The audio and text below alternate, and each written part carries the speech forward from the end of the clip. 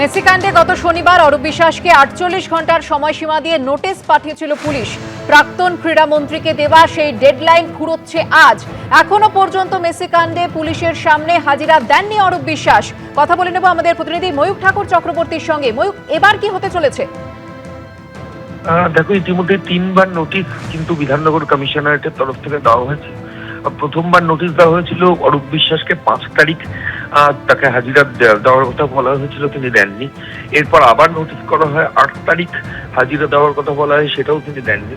এবং প্রথমবারের নোটিশের পরই যেটা অরূপ বিশ্বাস জানিয়েছিলেন যে তিনি শারীরিকভাবে অসুস্থ, ১৪ দিন সময় চান, কিন্তু তার প্রেক্ষিতে তিনি কোনো মেডিকেল সার্টিফিকেটও দেননি।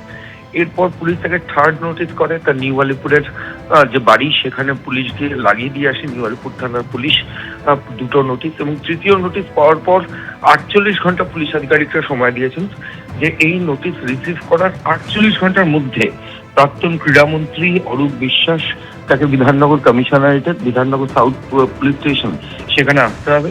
শতদ্রু দত্তের দায়ের করা যে এফআইআর, তার প্রেক্ষিতে পুলিশ আধিকারিকরা তাকে জিজ্ঞাসাবাদ করতে চান। কিন্তু এখনো পর্যন্ত আমাদের কাছে যে খবর, অরূপ বিশ্বাস এখনো কিন্তু বিধাননগর দক্ষিণ থানায় আসেননি। তিনি কখন আসেন, জিজ্ঞাসাবাদের সম্মুখীন হন, এখন সেটাই দেখার। ধন্যবাদ ময়ূক।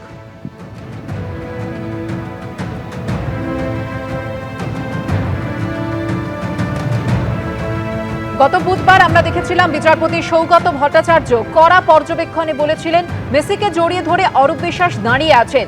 মেসি কি তার বাল্যবন্ধু? মেসির অত কাছাকাছি অরূপ বিশ্বাস গেলেন কি করে? গত বুধবার হাইকোর্ট নির্দেশ দেয় মেসি কাণ্ডে পুলিশের নির্ধারিত দিনেই হাজিরা দিতে হবে অরূপ বিশ্বাসকে, তবে গ্রেফতারির মতো কড়া পদক্ষেপ করতে পারবে না পুলিশ।